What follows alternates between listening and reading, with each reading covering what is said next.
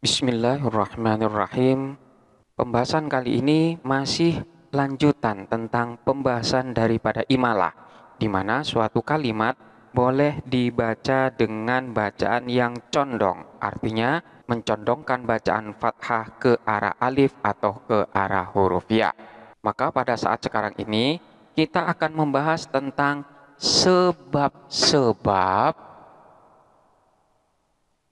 bolehnya terjadi bacaan imalah.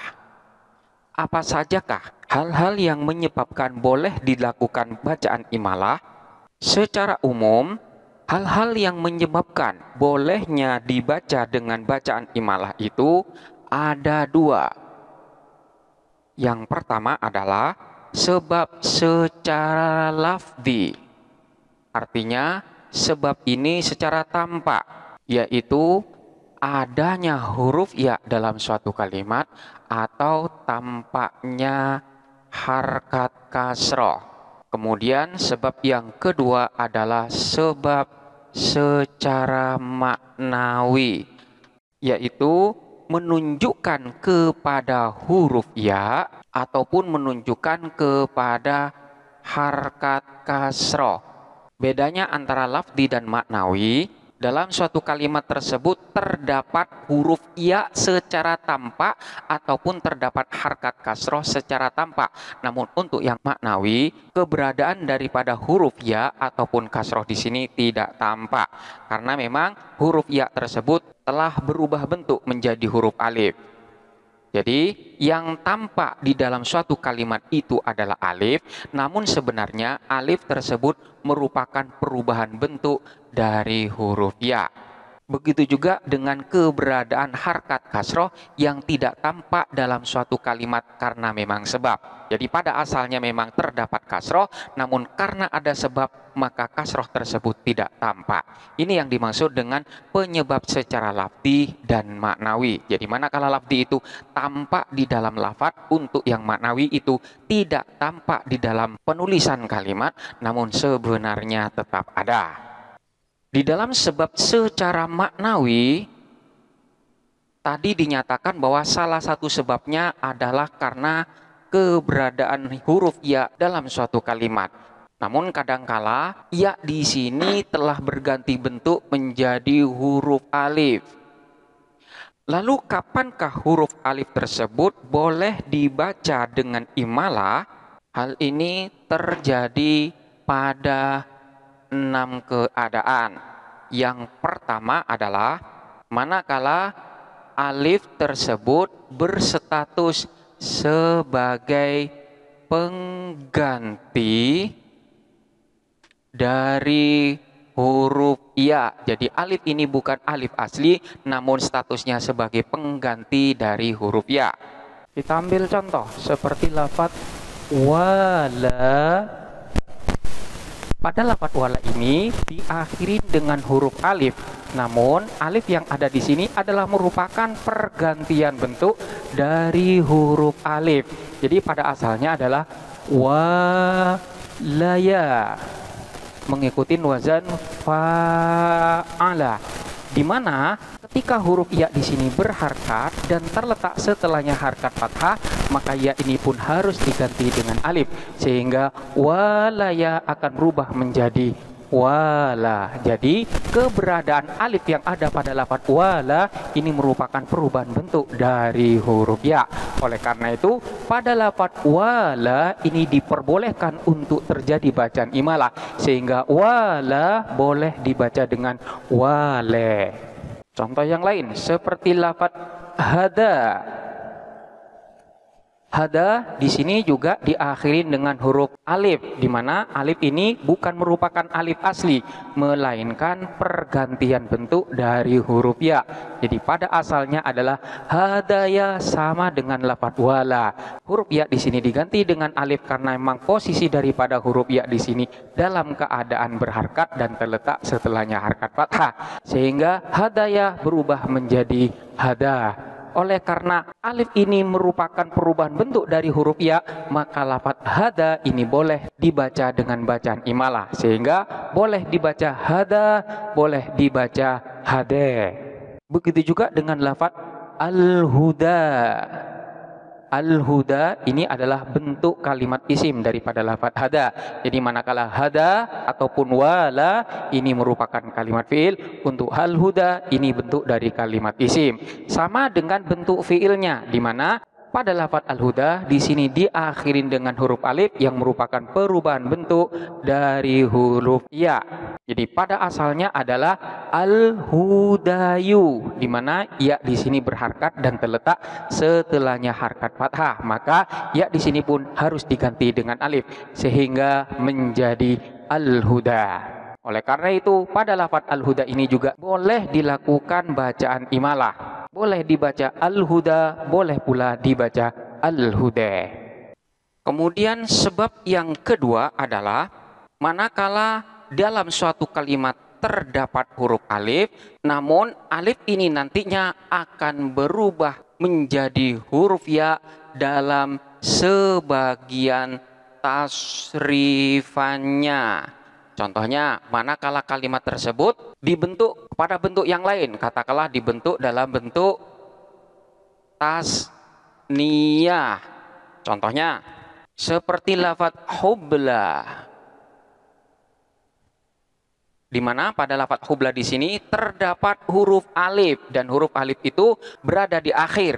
Ketika lafaz hubla di sini dibentuk kepada bentuk yang lain, katakanlah bentuknya dirubah menjadi bentuk tasniyah, maka alif ini akan berubah bentuknya menjadi huruf ya. Sehingga hubla akan menjadi hublayani. Maka dalam keadaan seperti inilah boleh dilakukan bacaan imalah. Jadi hubla boleh pula dibaca huble. Ini yang kedua. Kemudian yang ketiga adalah manakala keberadaan alif dalam satu kalimat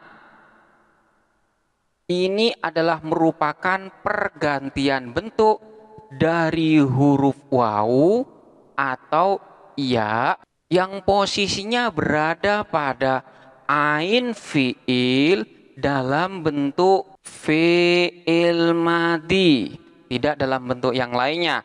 Dan manakala fiil madi di sini bersambung dengan dhamir rofa mutaharik, maka nantinya akan mengikuti wazan filtu, tidak wazan yang lain. Maka alif tersebut boleh dibaca dengan bacaan imalah. Contohnya seperti yang terjadi pada lafaz ba'a.